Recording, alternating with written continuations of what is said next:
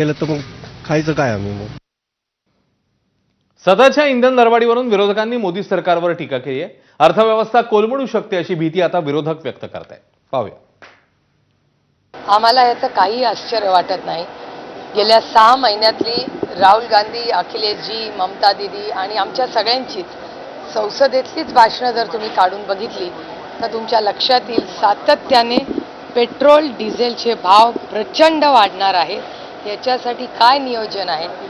तुमच्याशीच बोलताना मी भारत सरकारला विनंती केली होती की एक ऑल पार्टी मीटिंग बोलवा. जगात क्रायसिस चाललंय, भारतात इकॉनॉमिक क्रायसिस करून आपली इकॉनॉमी प्रचंड, आपली आर्थिक व्यवस्था ही कोलमाडेल काय अशी परिस्थिती आलेली आहे. एपस्टीन फाईल आणि अदानीचं प्रकरण यामुळे देश हा अमेरिकेच्या दावणीला बांधला गेला आहे आणि बांधून ठेवलेला आहे.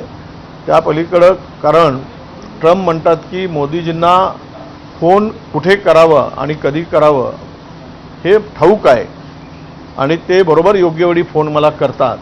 याचा अर्थ असा आहे की भारताच्या पंतप्रधानांचा हात अमेरिकेच्या राष्ट्राध्यक्षांनी दगडाखाली ठेवलेला आहे, तो काढता येत नाही. एकीकडे पेट्रोल डिझेलचा दरवाढीचा भडका उडालाय, दुसरीकडे गेल्या 2 आठवड्यापासून ग्रामीण भागात इंधन टंचाई आहे. अनेक भागात लांबच लांब रांगा आहेत. डिझेल मिळत नाहीये, त्यामुळे शेतकऱ्यांची झोप उडाली आहे. रात्रंदिवस पेट्रोल पंपावर शेतकरी कॅन घेऊन आणि वाहन चालकांच्या रांगा असं चित्र बघायला मिळतंय.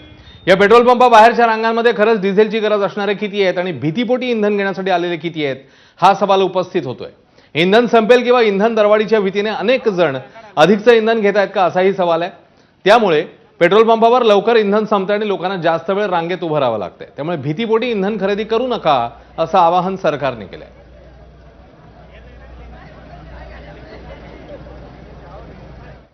तर कुठल्या जिल्ह्यामध्ये किती पेट्रोल डिझेल साठा आहे एक नजर टाकूया.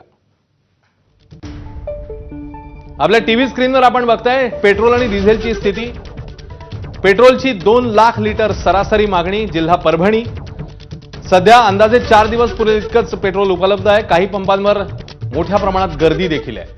तर तिकडे डिझेलचा विचार केला तर 4 लाख लिटर सरासरी मागणी आहे डिझेलची. घाबरून इंधन खरेदी होतीये आणि अंदाजे 3 दिवस पुरेल इतकंच डिझेल सध्या उपलब्ध आहे. ही स्थिती परभणीमध्ये.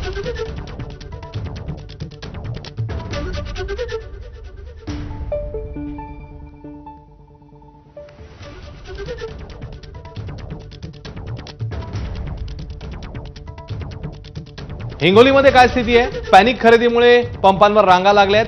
1,75,000 लिटर ही सरासरी मागणी आहे तिकडची आणि उपलब्ध साठा हा आहे तो समोर आहे आपल्या. त्यानंतर डिझेल 4,50,000 लिटर सरासरी मागणी.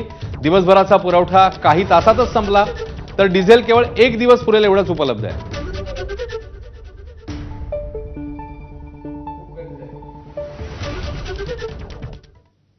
शेतकऱ्यांच्या नावावर इंधनाची साठेबाजी करू नका असं आवाहन मुख्यमंत्र्यांनी केलं. तर इंधन टंचाईवरून काँग्रेस नेते विजय वडेट्टीवार यांनी सरकारवर टीका केली आहे. पाहूया.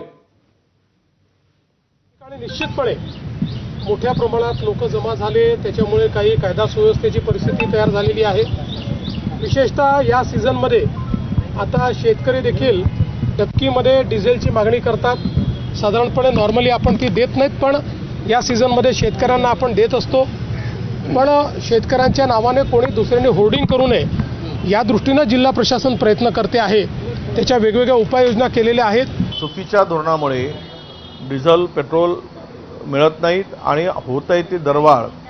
ही दरवाढ उद्या पेट्रोल 150 रुपयावर जाईल, डिझेल 140 रुपयापर्यंत जाईल.